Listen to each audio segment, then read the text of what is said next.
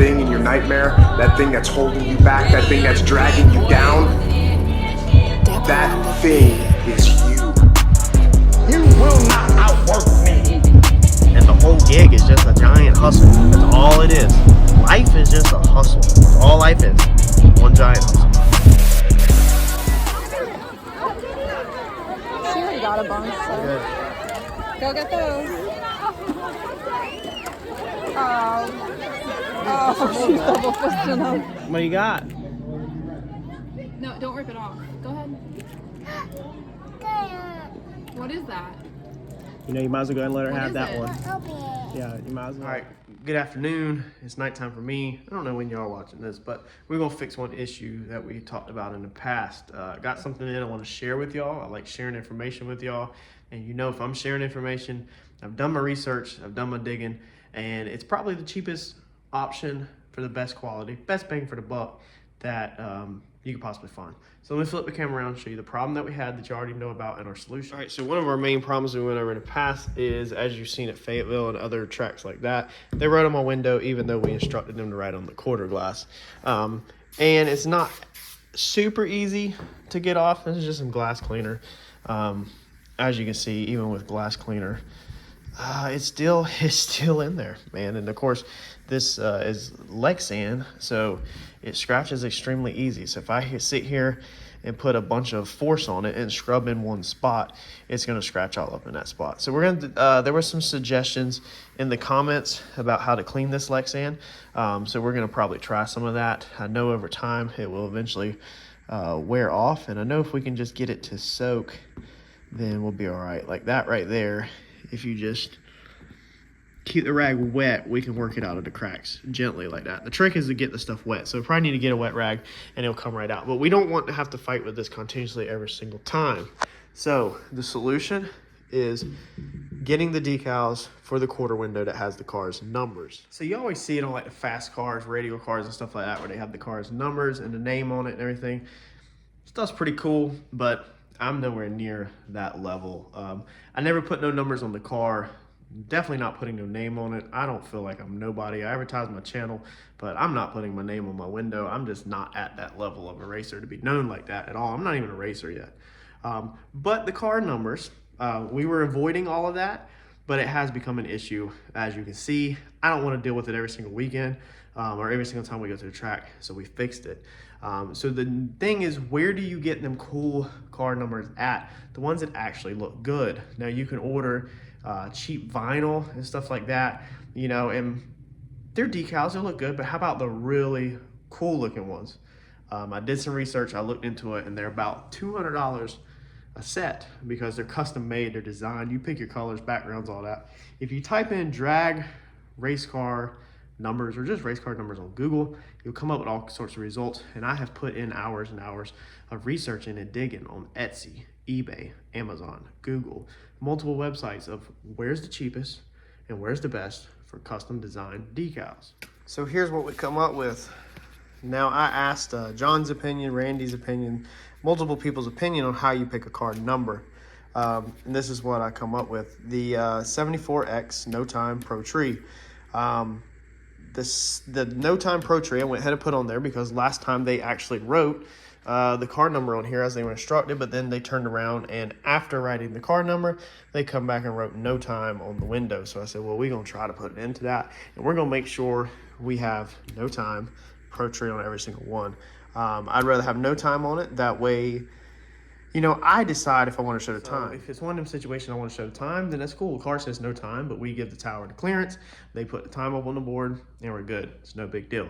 But at least it's there so that the time doesn't accidentally ever get shown, I guess you could say, if I don't want it shown at an event as we grow and get there. I'm nowhere near there now. But it's already done. You don't want to you just kind of want to have it done. We did the 74X because the car is a 1974. But we went with 74X because of the car's year, and just the X because a lot of people use that anyway. So hopefully that won't get copied. But let me show you where I got them from. So we got them by Graphics by TMK. And this was definitely the best bang for the buck. Now, at the time of filming this, he has not emailed me back on permission to release pricing. If he does, I'll drop them below right now across the screen, or I'll put them in the link of the description if he gives me the go-to. If not, contact him, go to his website. His website will have the contact information where you can email him. I reached out to him by email. He has package deals that you'll see on his website for the decals, okay? They were a little on the higher side for me, but they were the most reasonable. His decals package deals they were coming with, like, I think 2 number decals or 3 number decals and 2 driver decals. I basically reached out to him like, hey, I see your price on 3 number decals, 2 driver or 2 window name decals. Could we knock that price down and do just the number decals? All I need is 2, 1 for each quarter window. You know, and he's like, yeah, I could draft you something up. I could put you together a price and stuff like that. I said, well, before you waste your time drafting anything up, hit me with a price. Let me know what it'll be. I was blown away. When he emailed me back, I was blown away. Then he sent me the proof of the decal of what we needed. And again, I was blown away. Basically, I told him a couple of things. All the AN fittings are blue. The secondary color that we had in the car is coppers. That's the center console. Transmission is going to get painted eventually. Spider web on the front, 4-link bars. There's a little bit of copper hanging around in the car. And that's would be my favorite color on a car or whatever. I was like, so, you know, kind of run with it. And that's what he come up with. I mean, you can't beat that, man. Like, I mean, it was perfect. When he shot me this proof back, I was like, dude, that is perfect. Now, if you go on Etsy, you can get these pretty cheap, but you gotta be careful because they're motocross style. So a lot of them are motocross style. You could tell they're for the front of a dirt bike, and I just didn't want, frankly, dirt bike numbers on my car. I'm a believer that there is certain styles that go on certain things to look correct. And if you want the correct look and it not look tacky and everything flow together, you need to do it right. So that's the reason why we went with a drag racing style. Now, he has on his page some examples of other stuff he's done, and it's clear that he has done the drag racing font, drag racing cars and stuff like that. So he got the drift of kind of what you're looking for, and he nailed it, man. Like, most people write this No Time Pro Tree stuff exactly like this, and he just nailed it right out the gate. So I highly recommend him. Check out his website, shoot him an email, see what he can do for pricing on your products and on what you need. And this might be your best bet. If you really want to be on a budget, go on Etsy, type in race car numbers or racers numbers, and you can find some really good looking stuff on there. A lot of it's motocross style, but it would work perfectly fine for most people's cars, and you also get a good thing. The thing with Etsy is a lot of them are not custom on there, so a lot of them you'll notice are just one style. You send them the numbers and stuff you need, and then you're purchasing that style or that font. Kind of, you could pick your colors off of their selection, the primary colors and stuff like that, but anybody else can go get it. Whereas, you know, this literally, me and him spoke on email, and it was kind of made just for me. So it's kind of cool to have that custom touch. But again, you know, if you're on a budget, Etsy or eBay or something like that might work for you. So I'm gonna get these thrown on the car, and hopefully this problem is solved. And hopefully we won't be writing doodling all over the Lexan no more. And hopefully I just helped y'all out, and maybe some of y'all can upgrade your vinyl decals or something a little nicer for budget friendly. So that's the goal here, is to help other people. All right, so I think that looks good. Man, I think this guy nailed it. If you're not a pro putting decals on, make sure your glass is clean. Make sure it's warm. So if you need to take a hair dryer or heat gun or put it in the sun, put your decals on. Roll your film off. So fold it back, roll it off. Don't pull it off. Fold it over, roll it off. Make sure you watch your little edges as they're coming up. Hold the decal down if you need to. One hand, other hand, roll it off. After it's on, heat it up with a heat gun a little bit, hair dryer or sun. Make sure you work everything out. And as you're putting it on, when you're rolling, when you're first sticking it and you're laying it on, make sure you're doing your hands like this if you're folding it on like this, and work the air bubbles out like this. Just keep going back and forth. You can use the scraper, the squeegee, like you see people doing window tint, but your fingers will work too. Just keep working it slowly down, pushing the air bubbles out as you go on. Basic rundown if you never put decals on. A lot of people actually don't know how to. Not. You'll see decals all the time where they got air bubbles all in them, they're crooked, all that kinds of stuff. And we could go into more detail of how to get a decal straight and all that, but we don't want to make this video that video. You can YouTube that. I'm sure there's plenty of that out there if you want extreme instructions on how to do large decals. These little ones are pretty freaking easy. So man, it looks good. I really hope that helps somebody out. All right, so we got it cranked up to check the dipstick or the trans fluid today. And we let it idle up. This for first time. It's about, I don't know, it feels, I'm sweating out here. It's hot, but it's not ridiculous. We let it get the car floated around 198, 197, all the way up to 202-ish with no fan blowing on it, just the radiator fans. Now obviously that's just idling. I wouldn't want me making a pass at 200. It's unsafe. Kevin's instructed not past 190 on a pass, preferably. But I would love to keep this thing down a little bit more. So I'm thinking that we might honestly add another fan to this thing.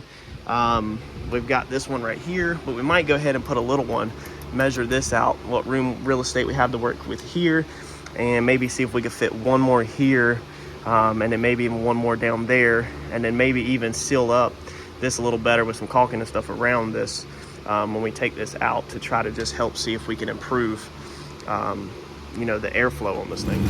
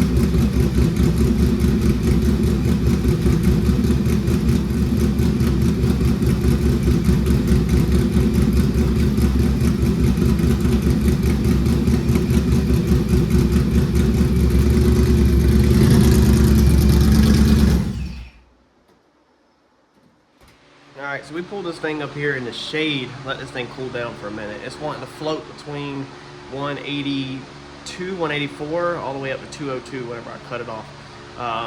But I mean, it was sitting in direct sun, baking on the motor, it's hot outside, so you get a fan across it. I think we definitely should go ahead and add another fan to the shroud and seal it up a little better.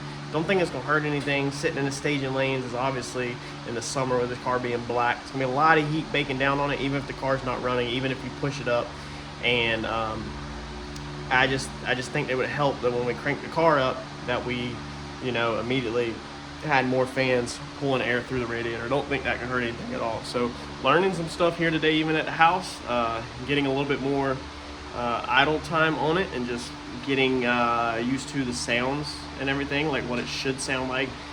It definitely sounds more thumpy. It sounds like, if you heard, whenever it gets up into the 190 range, or 190, 200 range, is definitely more thumpy than like the lower thing. So it's even just idling here in the driveway, we're learning. What's going on? Tell me what's going on. What was the car doing? I was not taking. Huh? Was the car making noise? Yeah. Why didn't you want to hang out with Daddy? Why'd you go inside? Oh no. You wanted to be with all the girls? Yeah. We have some family over for Easter, so normally she's hanging out with Daddy. Don't put your fingers in there. Yeah. That's a fan. Yeah, we don't put our fingers in fans, right? What are we about to do? Cake. What? All right, so we're gonna let it cool down for a little while. The dipstick, very unique. I have never actually stuck the dipstick in any fluid, so that's what I did a second ago. I've always just stuck it in there, and I'm like, I can't really see nothing. I can't really see nothing. I can't really see nothing. And so what I did was, with the dipstick out of the car, I actually stuck it in the bucket so that I could actually see what it looks like with dipstick, or with fluid on the dipstick, and you actually can see it. So I think my complaints of not seeing it, being able to see the fluid on the dipstick, is because there was no fluid on the dipstick. So that's the type of stuff that it's good to learn here at the house versus at the racetrack. With it now, I've got some little holes drilled in it. My drill bit broke, but I can see fluid in them bottom two, not the top one.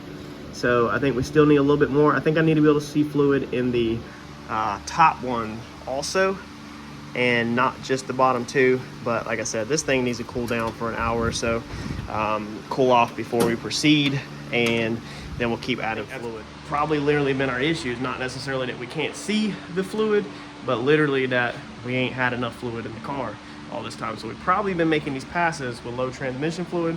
Now, I did hear that it's safer. A lot of people says they'd rather have low transmission fluid than too much transmission fluid. I've heard a handful of engine builders actually say this, or trans builders say this whenever I have asked them, and I'm sure that's just personal opinion. I'm sure if you ask 20 different people, you'll get 20 different answers, or at least 10 different answers. So let this guy cool down. We did get a package in the mail at the shop for the car, and so we need to run to the shop, grab that, so maybe we can mess with that this weekend. It's supposed to have pretty bad weather down here over Easter weekend. So today's Friday. Saturday's supposed to be really nasty, windy, rainy, cold. So we're gonna try to make sure this thing's nestled in the garage. We got all the parts. Another thing that we do have is the battery voltage is holding fair. We've got it plugged in right now on just a trickle charger. It's holding very high 12s, low 13s for the most part. But I was told that if we add the 3-wire plug back here, I was given instructions on how to do that, that will put the alternator back. Technically, the alternator is undercharging right now and not charging how much it's supposed to be. And that if we will add that plug back, it will go back to charging at a higher rate, and it should keep the battery even more charged than it is now. Even though I'm not having any battery issues, I just feel like it definitely could charge a little better. What you think, Harper? Do what? I don't know. Don't mess with that metal. It can hurt you. You get a boo-boo. It's sharp. Okay. Okay. High five. Good job.